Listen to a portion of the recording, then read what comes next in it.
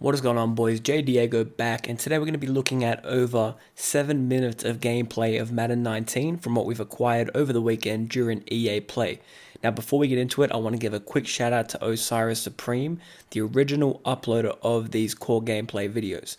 Alright, but there is plenty in this video in the upcoming 7 minutes, covering quite a few things you may have missed, talking about the good, the bad, and the ugly.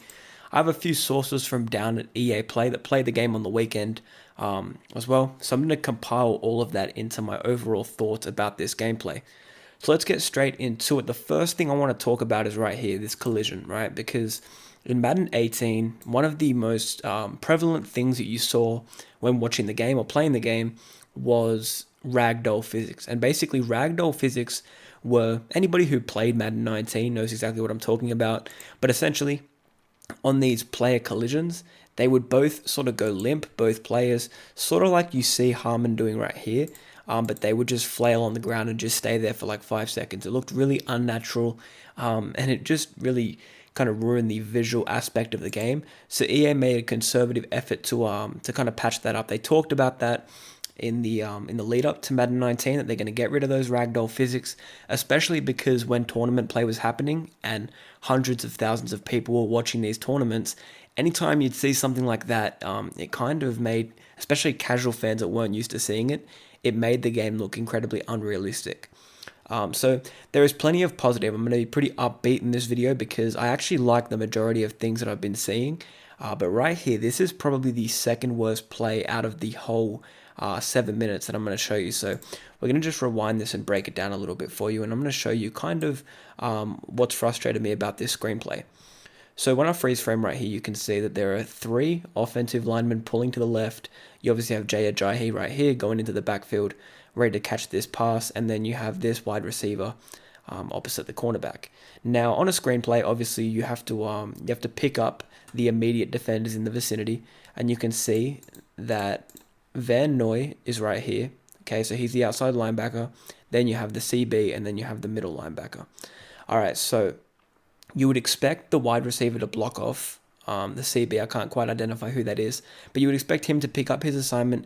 You would expect one of these 3 pulling offensive linemen to pick up the outside linebacker, and then you would expect them obviously to come across and pick up the middle linebacker. When I press play, you're going to see that Van Noy goes straight through the offensive lineman. They almost forget that he's even there. And as a result, this play is wrapped up in the backfield for a loss of 3 yards. So to be honest with you, I'm not a huge fan of that. That kind of disappointed me because especially in the run game in Madden 18, that would happen so often. You'd run the ball or you'd run a screenplay, and it was almost like your offensive line lacked complete awareness of where their blocking assignments were and kind of what they had to do. So that's like one of the only bad plays that I saw in here. Besides that, I think that the thing that I'm most impressed with is the fluidity. It looks very, very smooth. Pay attention to the motion of Carson Wentz when he's calling these hot routes.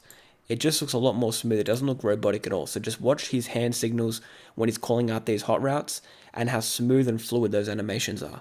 Little, things like that in this gameplay made Madden 19 look a ton smoother than what we saw in Madden 18. So pretty happy with that. A little later on in this video, there's going to be a set where Gronkowski is on the offensive line, and the way that he gets into his stance at a different time than the offensive lineman, those little things that EA are trying to do in terms of working on the minutia of the game and really focusing on making the game look good from a moving perspective, not just a still perspective. And what I mean by that is Carlos Guerrero, the senior producer, talked about how when you look at a still image of the game looks realistic.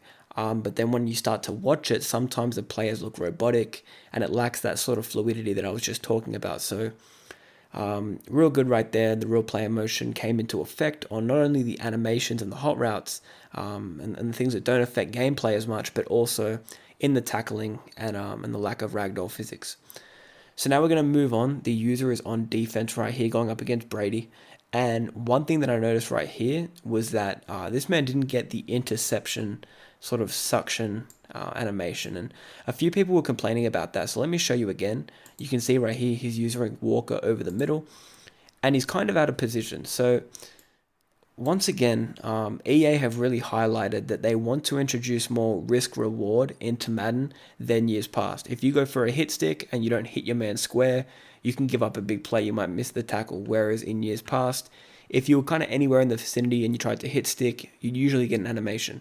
Same sort of thing here with the pick. You can see that Walker is almost 10 yards shallower than where the actual ball is going to, and he doesn't animate on that play. Now, if he was on the Patriots logo, somewhere in the middle of that of the logo, or he was kind of on Edelman's hip, I could understand people getting frustrated. But you can see right here, he's almost 10 yards underneath the ball, so that going over his head really doesn't bother me too much. A little bit of nice animations afterwards as well with the rat catch and the quick spin move, or juke move, I should say, by Edelman. But yeah, I want to know what you guys are thinking anyway, because from my perspective, I mean, you can't take too much out of this gameplay, except for what you can see on face value. So what I've seen so far is a big improvement in terms of the fluidity, the smoothness, the graphics. I can't tell too much, but besides that, I mean, it's looking pretty good.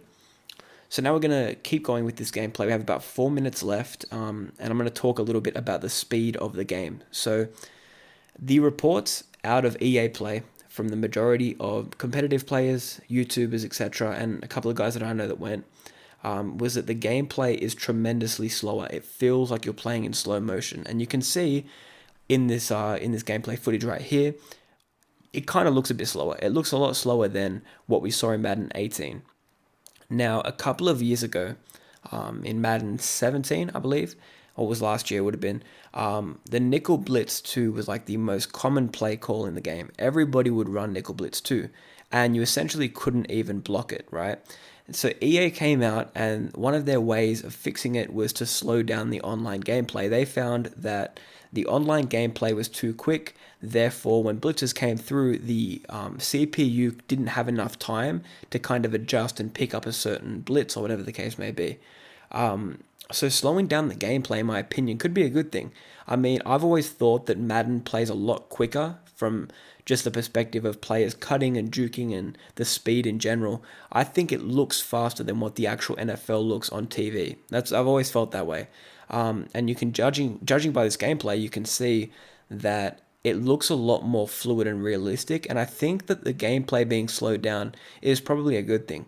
But we'll have to see kind of how that affects the gameplay when it comes out, and if they keep it like that, or if the feedback from EA Play changes their perspective and they end up just speeding it up, I should say. So just pausing it right here. This is one of the game clips, sorry, that really did throw me off.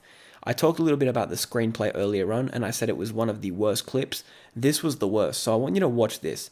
This is an out route from Wentz to, I believe, Wallace, and look at the way that this CB reacts. It's too much like Madden 18. I mean, this happened all the time, and you can see right here, he's in position.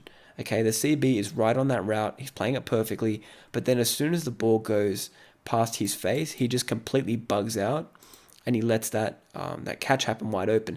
Now, that was on the sideline, so he couldn't really get any rack yards, but hypothetically, if the zones are going to bug out like that, then it really is going to be a bit of a problem, because that was kind of the biggest downfall of 91 zone in Madden 18, was breakpoint passing against 91 zone and kind of forcing them into those bugging out type animations. So hopefully that's just a one-off. I'll make a video talking about the way that zone has changed this year, but in general, that and the screenplay were the only two plays that really kind of irked me a little bit.